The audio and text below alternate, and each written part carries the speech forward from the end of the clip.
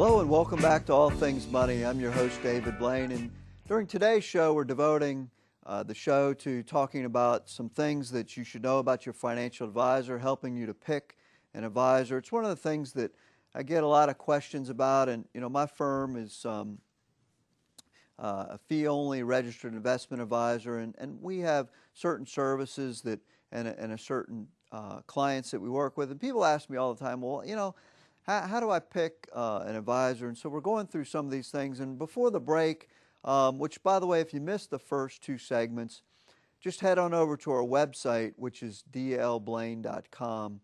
And there you'll find archived copies of the show. You'll also find some more information about myself. If you go to our Knowledge Center, which we have years and years worth of articles and videos and audio, and if you just put in the search terms of find an advisor or fiduciary, put in any of these terms and it'll bring up a host of knowledge about them. But before the break, we were talking about why we can't give out client referrals. People say, well, I talk to some of your current clients. Well, obviously, if you've been referred by one, a lot of our clients come by referral, one. But for someone that doesn't, number one, privacy laws restrict us, but more importantly, the advertising rules. So if you say, hey, can I talk to one or two of your clients? Well, do you think I'm going to pick out a client that has had a marginal experience? No, I'm going to pick out the best client that we have that sings our praises all the time. Well, then that's considered a testimonial because I've selected that person, and that's just prohibited by the SEC.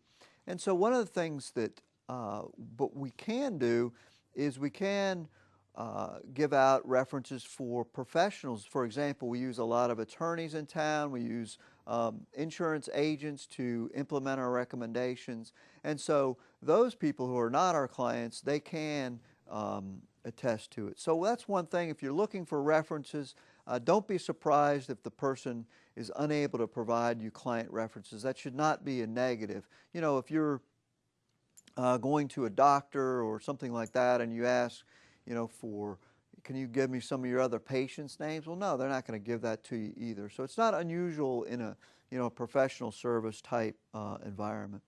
Here's a big one. Understand how your advisor gets paid. Now, we are, my company, D.L. Blain Company, of course, we are a fee-only registered investment advisor. And what that means is our only compensation comes from our clients. That we bill monthly, and every month the client gets a bill and it says, dear Mr. and Mrs. Jones, your amount owed for this month is XYZ. And it's very clearly stated. There's no other hidden fees. We're not getting paid. If we recommend a particular ETF or mutual fund or stock, we're not getting paid by that. If someone comes in and we say, gosh, you're right in that area where we think long-term care insurance would be a good idea. We help you find a policy. We help you get insured. We don't get anything for that. That's not we don't get paid by the insurer or anything like that. So make sure you understand how your advisor gets paid. In life, in the United States, around the world, if you just follow the money, your eyes will be opened and you will begin to understand things. There's political campaigns that's going on now. Follow the money. The same thing within finance. Just follow the money. How's the person getting paid? If they're getting paid by a life insurance company, well, it may or may not be a bad thing, but you got to realize that you're probably going to end up with a lot of life insurance oriented products. If they sell mutual funds. There are certain fund families that are going to give them better deals. Somebody was talking to the other day. Their son is a broker, and they said, well, my son is really good. They keep sending him on these trips. He's been to Hawaii and, this kind of thing. And I'm thinking, it's his son. I don't really want to be critical. But the reality is he's getting those trips and things because he's selling some particular line of mutual funds. And I'm thinking that has nothing to do with whether the guy is good or bad at his job. It just says that he was able to sell a lot of stuff to a lot of people.